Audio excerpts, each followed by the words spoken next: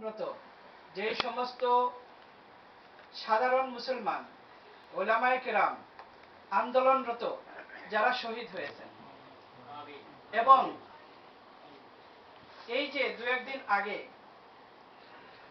যে যুবলীগের রানা প্লাজা ধসে যারা শহীদ হয়েছেন এবং যারা এ পর্যন্ত পঙ্গুত্ব বরণ করেছেন এবং যারা খুন হয়েছেন, গুম হয়েছেন, তাদের রুহের মাগফিরাত কামনা করি।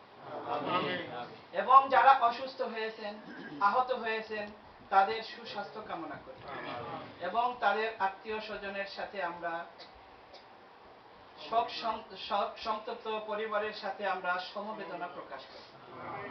বর্তমান আমাদের এই সরকারের অবস্থা হলো এই, আপনারা দেখেছেন যে যেই দিন এই ঘটনা ঘটেছে সেই দিন প্রেসিডেন্ট শপথ গ্রহণ করেছে, বাতিল করেন। সেই দিন প্রধানমন্ত্রী ট্রেন উদ্বোধন করেছেন, বাতিল করেন নাই।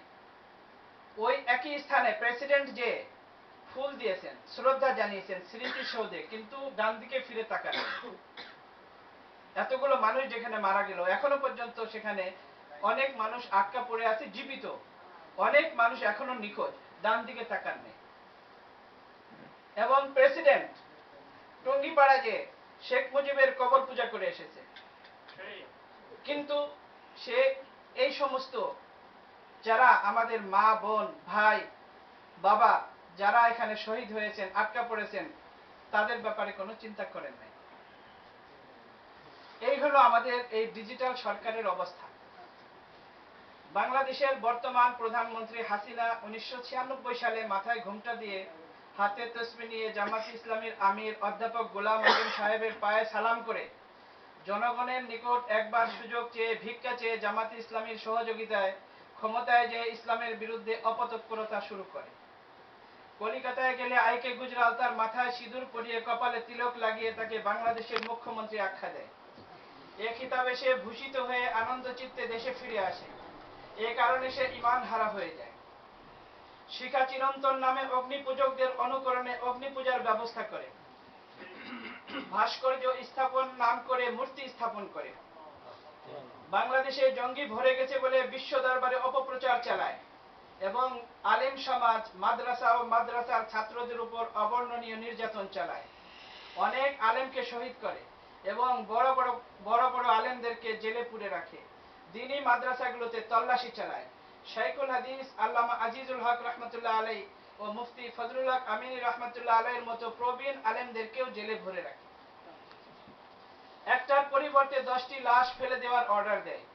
বিএনপির ক্ষমতা শেষ হলে তত্ত্বাবধায়কের দাবিতে আন্দোলনের নামে নৈরাজ্য সৃষ্টি করে লগি বৈঠা দিয়ে মানুষ খুন করে নৃত্য করে লাশের উপর।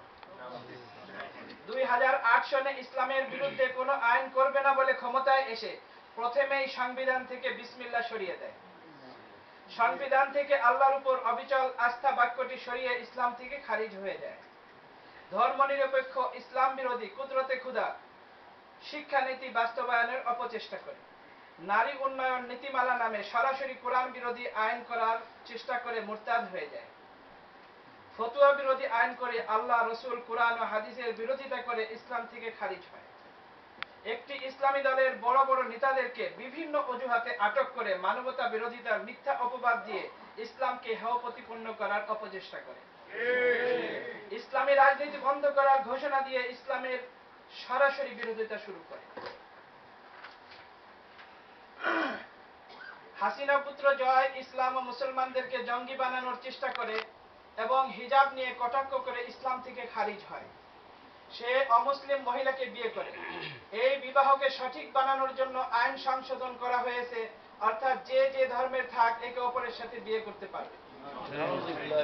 আইনমন্ত্রী শফিক আহমদ মাদ্রাসাগুলোকে জঙ্গি প্রজনন কেন্দ্র বলে এবং বিভিন্ন সময় ইসলাম বিরোধী কথা বলে মুরতাদ হয়েছে।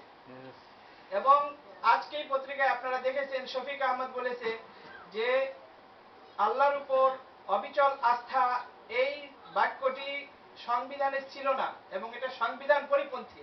এটা জিয়াউর রহমান এটার জন্য অপরাধী। জিয়াউর রহমান এটাকে সংযোজন করেছিল। জিয়াউর রহমান এটার জন্য অপরাধী, তার শাস্তি হওয়া উচিত। এই হলো শফিক আহমদ। ডেপুটি স্পিকার শওকত আলী বলেছেন গ্রামের কুৎসিত মেয়েরা নিজেদের কুৎসিত চেহারা ঢাকার জন্য বোরকা পরে থাকে। এই কথা বলে সে ইসলাম থেকে খারিজ হয়েছে। অমক তমকের আইন ও শাসন চাই মন্তব্য করে মুরতাদ মতিয়া চৌধুরী আল্লাহ ও রসুলের অবমাননা করেছে। প্রধানমন্ত্রী শেখ হাসিনা বলেছে যে এবার দুর্গা রথে চড়ে এসেছে, এজন্য ফসল ভালো হয়েছে। সৈয়দ আশরাফ বলেছে আমি মুসলিমও নই, আমি হিন্দুও নই, এবং সে 7 মার্চকে রাসূলুল্লাহ সাল্লাল্লাহু আলাইহি ওয়াসাল্লামের জন্মদিনের সাথে তুলনা করে ধৃষ্টতা প্রদর্শন করেছে। এমপি নাসিম ওসমান হযরত রাসূল সাল্লাল্লাহু আলাইহি ওয়াসাল্লামকে ধর্মনিরপেক্ষ আখ্যা দিয়ে ধৃষ্টতা দেখিয়েছে। মঈনুদ্দিন খান বাদল রাসূলুল্লাহ সাল্লাল্লাহু আলাইহি ওয়াসাল্লামের মিথ্যা অপবাদ দেওয়ার ধৃষ্টতা দেখিয়েছে। নবম ও দশম শ্রেণীর ইসলামিয়াত বইয়ে দেব দেবীকে আল্লাহ তাআলার সমকক্ষ বলা হয়েছে, এবং দেব দেবীর নামে জবাইকৃত পশুর গোশত খাওয়া মুসলমানদের জন্য হালাল বলা হয়েছে। যখনই আওয়ামী লীগ ক্ষমতায় আসে, সারা দেশের নাস্তিক মুরতাদ, রাম বাম ও ইসলাম বিদ্বেষীরা মাথাচাড়া দিয়ে উঠে। ইসলাম বিদ্বেষী বেড়ে যায় এবং নবী সাল্লাল্লাহু আলাইহি ওয়াসাল্লামের প্রতি ধৃষ্টতা দেখানোর সাহস বেড়ে যায়। দাড়ি টুপি ও আলেম ওলামাদের প্রতি অবমাননা শুরু হয়ে যায়। সারা দেশে ধর্ষণ, যৌনাচার, অনাচার, ইফটিজিং, অত্যাচার, জুলুম, গুম, খুন, হত্যা, চুরি ডাকাতি বেড়ে যায় এবং ভয়াবহ পরিবেশ সৃষ্টি হয়। হাসিনা লীগ, বাম লীগ, নাস্তিক লীগ, টেন্ডার লীগ, জঙ্গি লীগ, চাপাতি লীগ, ব্লগার লীগ, পুলিশ লীগ, গুন্ডা লীগ, র‍্যাব লীগ সকলে মিলে শাহবাগ চত্বরে সমবেত হয়ে নিজেদের গৃহপালিত বিচারপতি দ্বারা আওয়ামী লীগের অঙ্গ অফিস ট্রাইব্যুনালের সিদ্ধান্ত অমান্য করে আন্দোলনের নামে মদ গাঁজার আসর বসিয়ে জেনা, বেবিচার, বেহায়াপনা, বেরেল্লাপনা ছড়িয়ে দেওয়ার অপচেষ্টা করে।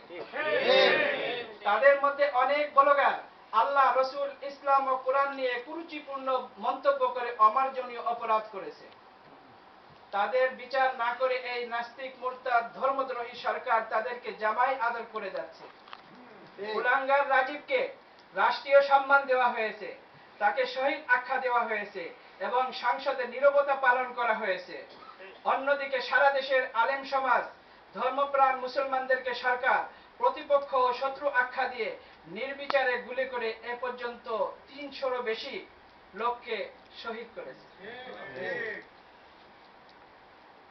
আল্লাহ ও রসুলের মহব্বতে বলিয়ান হয়ে সকলে মিলে এই নাস্তিক মুরতাদদেরকে প্রতিহত করা প্রতিটি মুমিনের প্রতি ফরজ। আল্লাহ তাআলা আমাদের সবাইকে তৌফিক দান করেন। আমরা যে যেখানে যেই পজিশনে যেইভাবে আছি সকলে মিলে আমিরুল মুজাহিদিন